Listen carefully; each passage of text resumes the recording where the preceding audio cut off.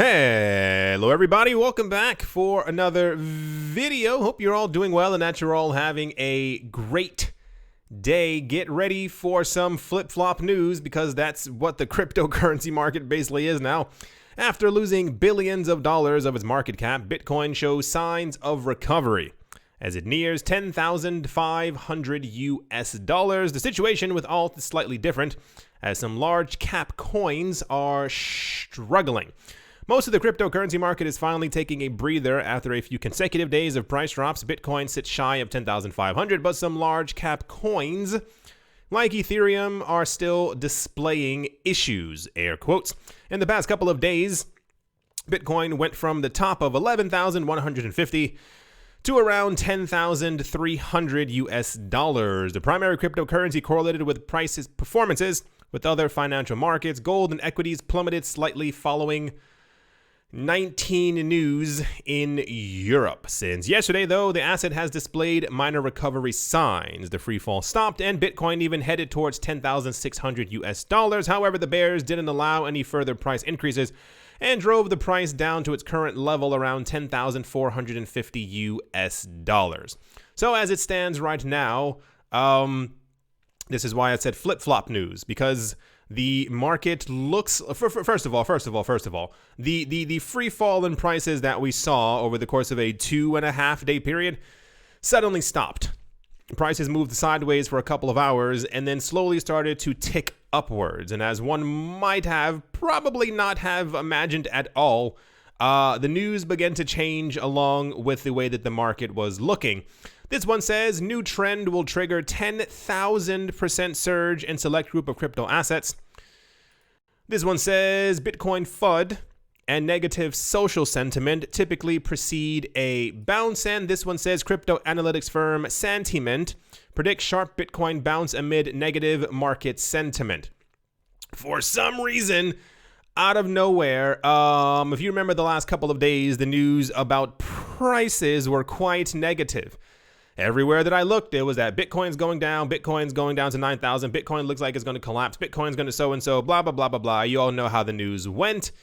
And all it takes is for the price to stop falling and slightly tick up by a good 150 US dollars for us to get news that apparently Bitcoin is about to have a sharp bounce in price. As far as the negative market sentiment, apparently the new analytics goes that whenever, historically, so saith the analysts, Bitcoin has had a negative, when people don't care about Bitcoin as much, apparently this is the time when prices begin to bounce and go crazy and start shooting upwards. Do I think we are going to have a 10,000% surge?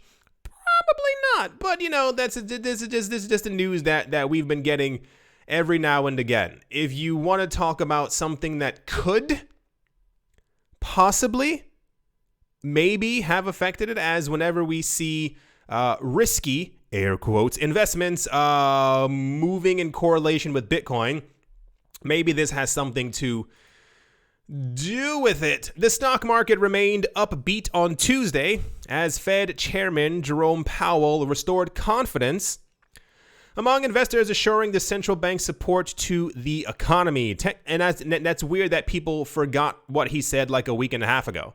He basically said, yeah, we're going to keep pumping money into the economy over the next 3 years to make sure that it stays afloat. How people forgot that in a week and a half? Who knows? Tech stocks continue to remain in charge of the market pullback or pull up. Anyway, the stock market turned positive on Tuesday, September 22nd, after staying under pressure for the last 4 to 5 trading sessions. S&P 500 ended its losing streak by surging 1% by the day's end. The tech-heavy NASDAQ climbed 1.7%. The Dow Jones managed to stay afloat with a 0.5% uptick as well.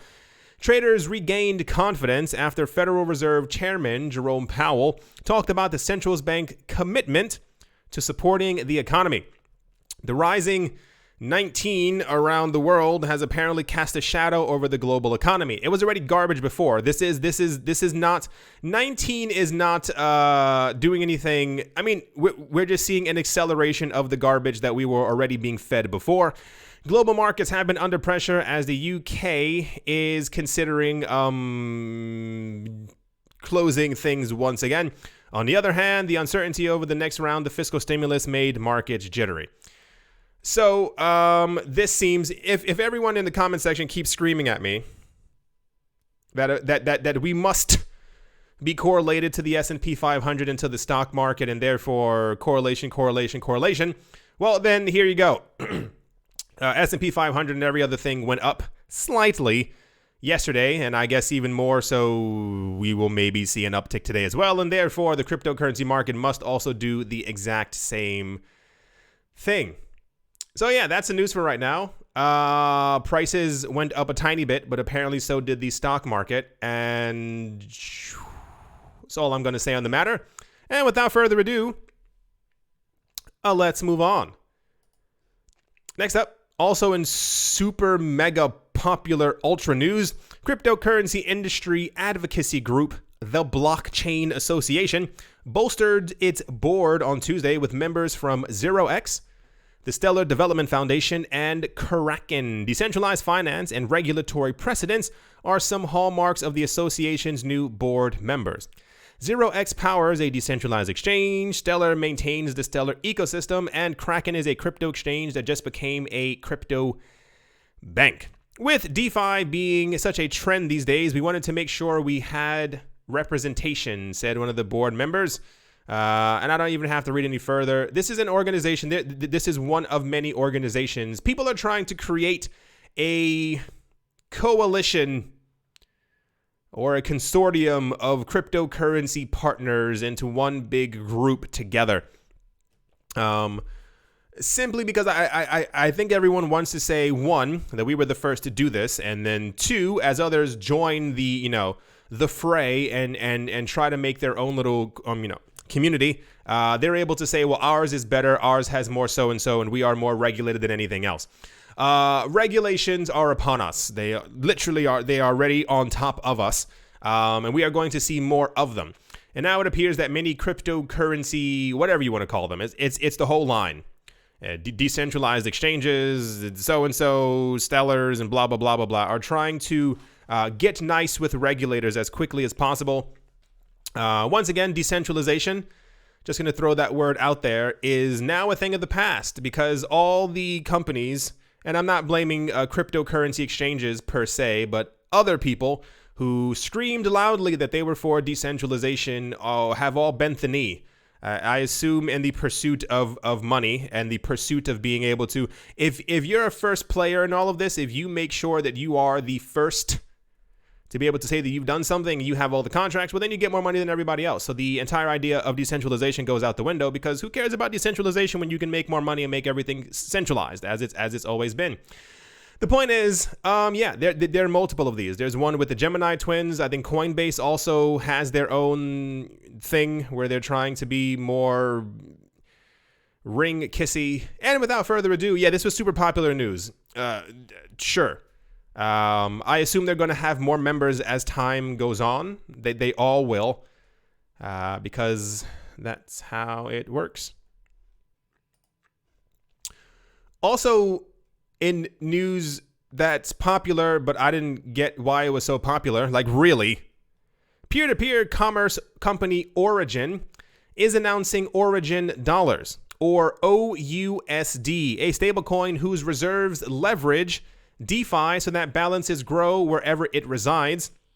No staking or account required. They said one thing we've seen in DeFi is a much smaller audience gets it. The barrier to entry is much higher. Okay. They said we want to make DeFi much more accessible. OUSD will be backed one-to-one by the three big stablecoins that are on top of Ethereum: Tether, Circle, and MakerDAO's DAI. Users can mint OUSD by depositing any of these three into Origin's new app, or they can just buy it on Uniswap. Either way, the OUSD will just start growing in the wallet, no further action needed. Now, someone explain this to me, because I know we have at least one big brain out there who can tell this to me. If fiat is garbage, why do we need stablecoins? Got that? Bam, boom. We all know that stablecoins, especially having been marred by large amounts of controversy over the last couple of years, that's also another thing. The other part is, what are the benefits of you putting US dollars or euros or yen into the cryptocurrency market, transferring your coin that you had to buy, because you can't buy Tether with US dollars. You usually have to buy Bitcoin or Ether or some other Bitcoin first in one of the major places. So you put US dollars into a cryptocurrency exchange to buy Bitcoin or Ether. You then transfer that Bitcoin or Ether into Tether, and then you lock up that Tether into a protocol on top of Ethereum to be able to make OUSD. That's why I said big brain. If someone can explain that to me, you would make my day. I don't know these people. I'm probably never going to know these people. It's more of a why. Why do these things keep on happening? What's the point of all this nonsense that we keep having? And it says in the title that works like a savings account. Doesn't have a, let's see if it has a, okay, I see the numbers and they're not very impressive. As of writing, these three coins have an annual yield of between 0.5% and just under 3%, but that does not factor into liquidity mining, which can be tough to calculate. Why would you use this? What's the point of this? Why wouldn't you? There's also, if I'm not mistaken, bear with me here, I'm pretty sure there's also like Tether staking or like Tether-esque platforms where you can hold your Tether on it and you can receive a good 5, 6, 7%. I'm pretty sure that's also a thing. This was incredibly popular news, that someone is making a new DeFi coin that requires you to go through 4 steps to lock up your other coins into to get their origin dollars. Why would I use origin dollars when I could just use Tether or MakerDAO or Coinbase's coin? Anyway, like I said, please, if you have a big brain, please go for it. I would love to be talked down to and to know exactly what mistake I've made. But also read earlier, what was the name of that coin?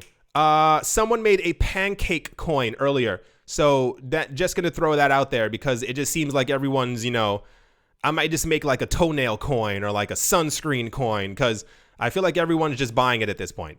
Anyway, that's the OUSD news. Now really, big brain. If you can tell me what's going on, I'd appreciate it.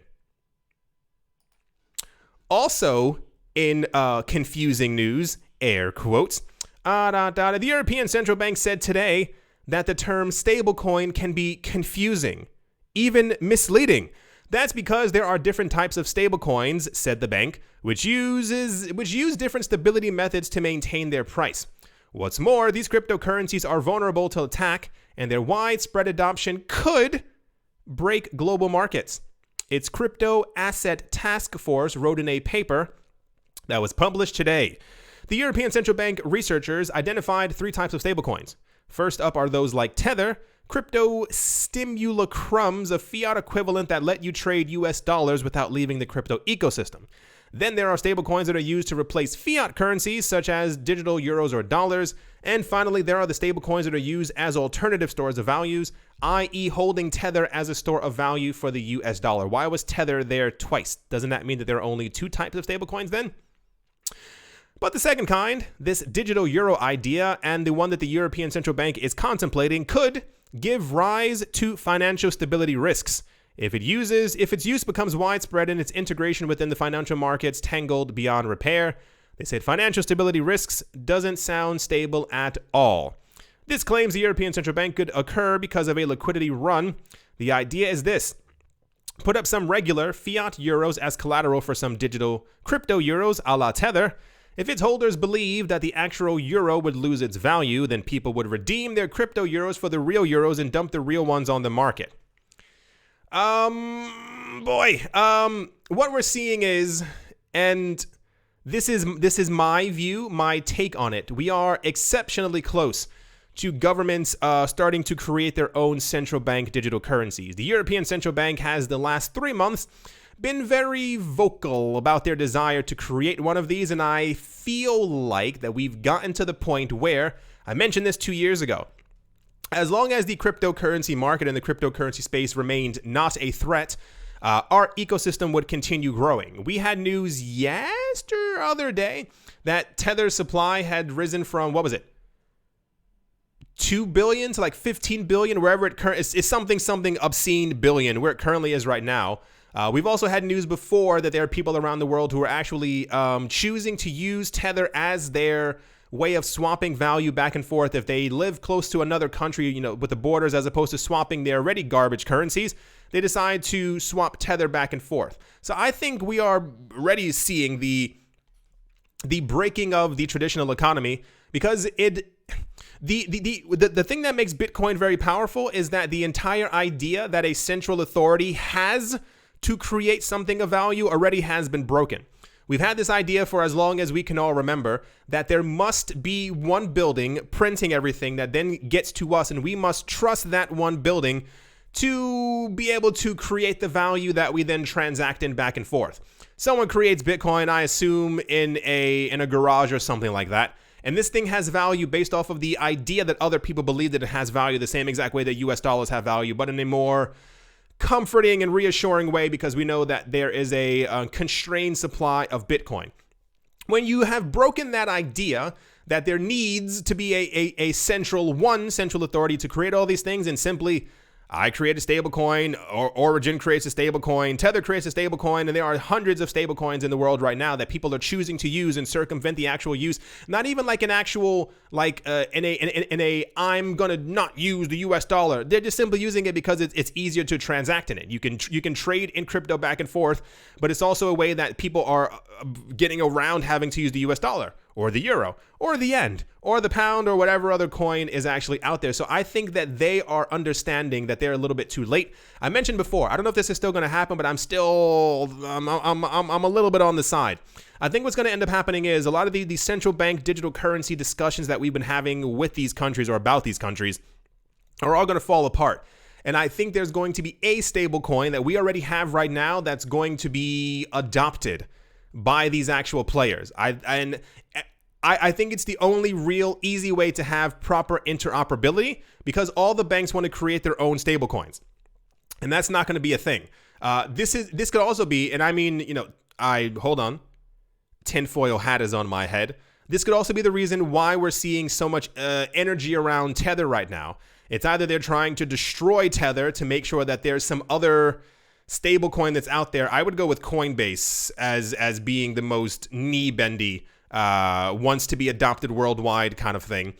Or they're trying to make sure that Tether is so incredibly compliant that it actually gets adopted by other banks. I mean, the first drop of the pen, that doesn't make any sense, would have to be a bank announcing that they're going to be using an already established stablecoin. I think it's going to take us some time for that, but even then, on the same exact news, Tether continuously keeps growing. There are tons of people around the world who are using Tether, not even just for cryptocurrency transactions. Imagine once we get to a point, if there is ever, and I'm shocked that people still, the fact that people don't actually use their know-how and superpowers to actually create dApps that people want to use or that are actually useful always surprises me.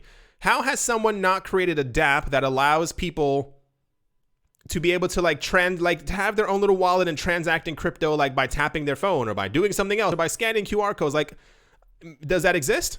Is there already a dApp, a decentralized application that can't be shut down by a central authority that already uses Tether, that allows people, like if I'm walking down the street with you and you're like, oh, can you loan me $5? And I scan my Tether address onto yours, and then you get the 5 onto your, does that already exist? I feel like that would be a very world-changing thing.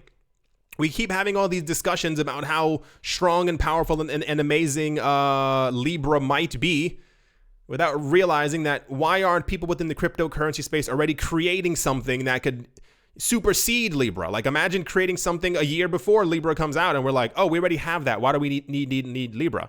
especially if it was like a messaging platform.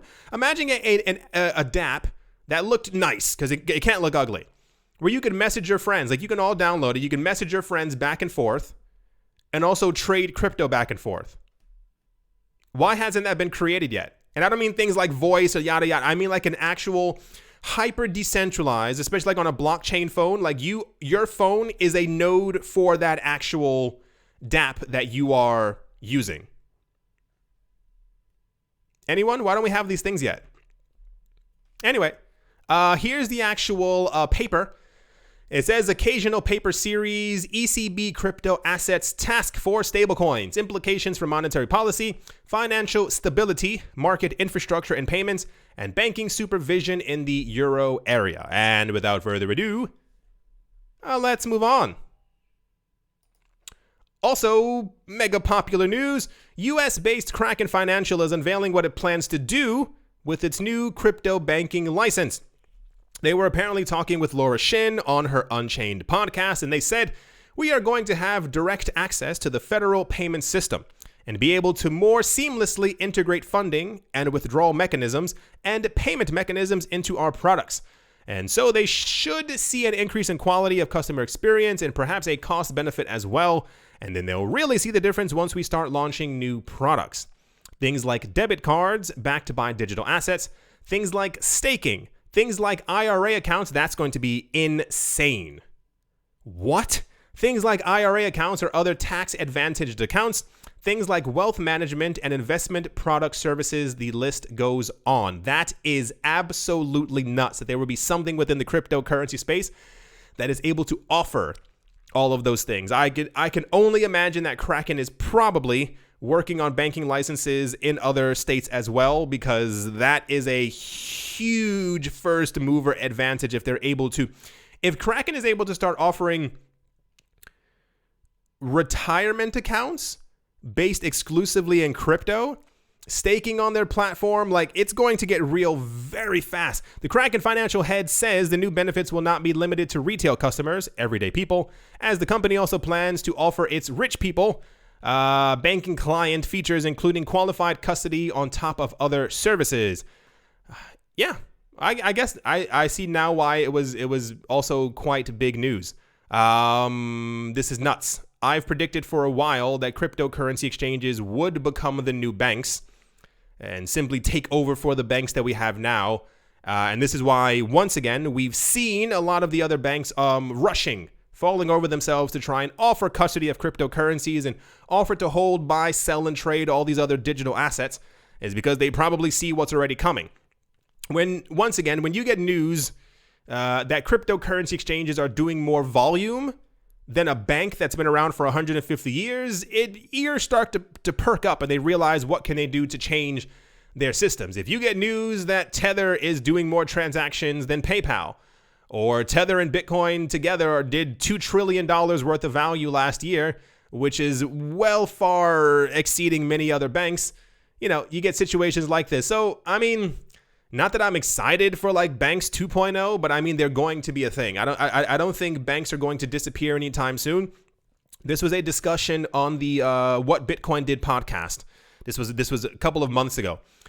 He was talking to someone about the end of banks and how Bitcoin would be the end all to all these things. And the guy was like, no, that's not going to happen. And you want to know why it's not going to happen? It's because people don't want to custody their own cryptocurrencies. We have the option right now, all of us, every single one of us, to buy a Nano ledger or to simply download something or put our crypto onto a computer and bury it under the ground. But people don't do this. People are used to the idea of having a third party or someone else take the blame for them. This is why we have cryptocurrency exchanges. So should something happen, or why a lot of them have been rushing to get the FDIC insurance, should you lose your money on the platform, you are insured. Should something happen, you'll still get your money back. As people, honestly, the last thing people want is to lose money and it be their fault and then they have no one else to blame. If you have no one else to blame, you can't get your money back. If you leave your money with someone else, well, you lost my money, I want my money back, I'll take you to court, and therefore you get your money back. That's the reality of it. There's nothing really else around it. I mean, it also has to do with like people who simply don't get computers.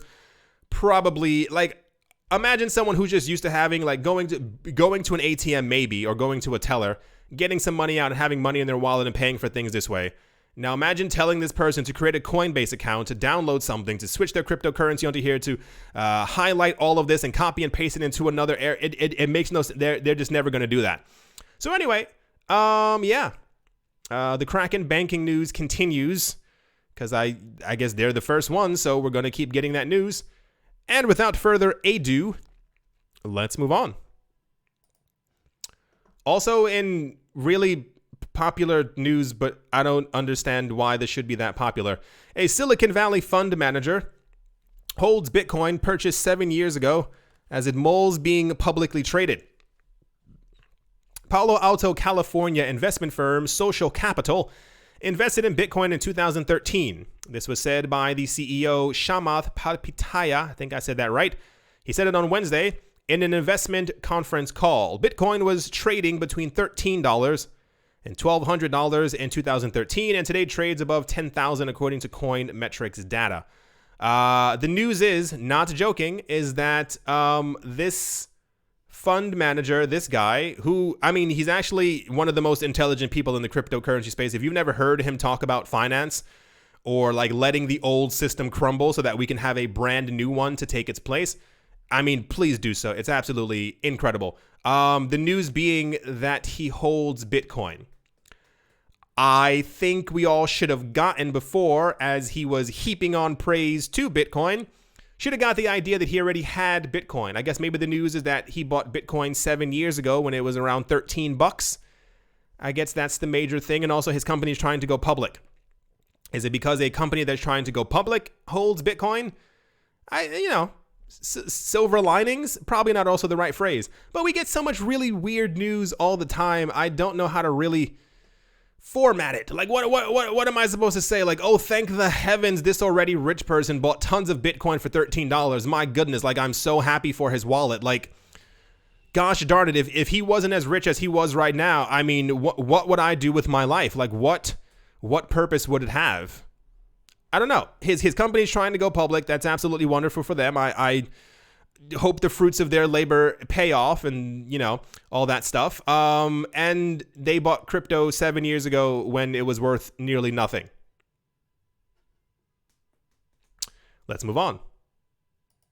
And to finish things off, the Bank for International Settlements recently posted an advert for a blockchain expert, suggesting they are preparing to accelerate their research and development on central bank digital currencies. The job ad is searching for applicants with an intimate understanding of crypto and blockchain technology, as well as experience in coding and a background in computer science, with the promise of a 3-year contract for the successful applicant. There we go. The successful applicant will work with the Bank for International Settlements Innovation Hub in either Switzerland or Hong Kong. The successful applicant will be tasked with developing and testing new initiatives of proof of concept. While there is no precise specification of the nature of the projects envisaged by the BIS, there is suggestion this could include central bank digital currencies, digital securities, and similar token systems for payment. Wonderful. The news is that the Bank for International Settlements is thinking about hiring someone to create a central bank digital currency. We should have all... What an ugly building. It is a terrible color. It looks dirty and... Yeah, sure, why not? About twice a week we get news like this, that a bank is hiring someone to create a central bank digital currency.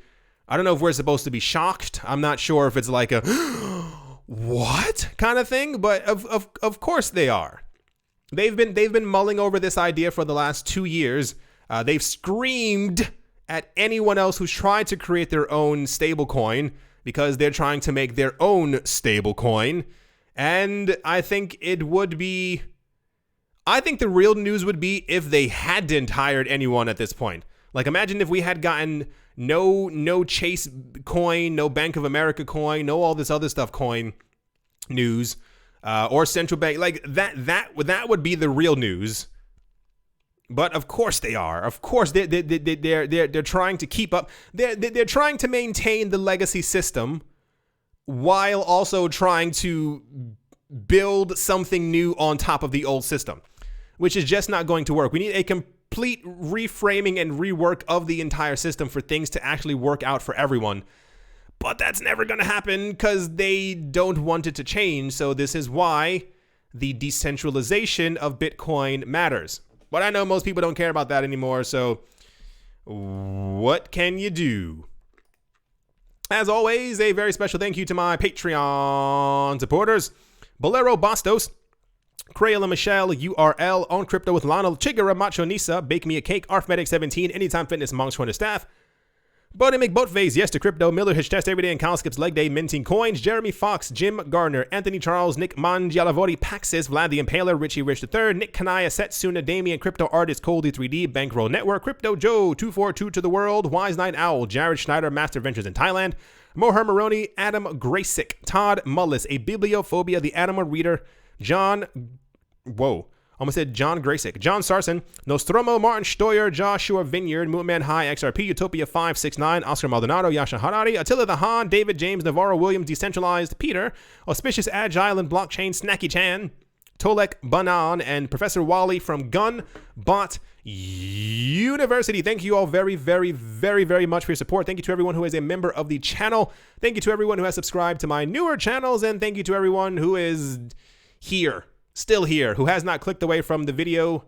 At the moment, Bitcoin is currently at 10,463 US dollars. It's looking like it's trying to move up. There was a little move up right around here, and then we already moved back down in price. The other coins are responding to this movement and are also trying to jump up as well. The biggest winner at the moment is Litecoin, up around roughly 3%. Chainlink is down by 7%. Neo is up by almost 13%. Gosh golly gee willikers. Yearn is trying to push back up. IOTA, they're all following this same exact little thing. They are magnetized to Bitcoin, except for UMA. Ooh, UMA's down by a lot. Omise Go is up by 21%. We don't get any Omise Go news. Why is Omise Go going higher? I don't get it. Yeah, everything's trying their best to move up a little bit.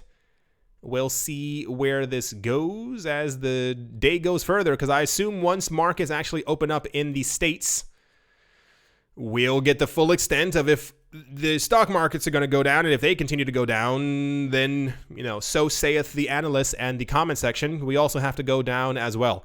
I still predicted yesterday that we were going to go below 10,000. Just a hint of an idea. I feel like the stock market's not done slamming downward. And yeah, I do hope you all enjoyed. Hope that you all are having a great day, a great morning, a great afternoon, a great evening, wherever you are, wherever you might be. I do hope that it is absolutely fantastic. Thank you all once again for watching and or listening. And I will most certainly be talking to you all soon. See you.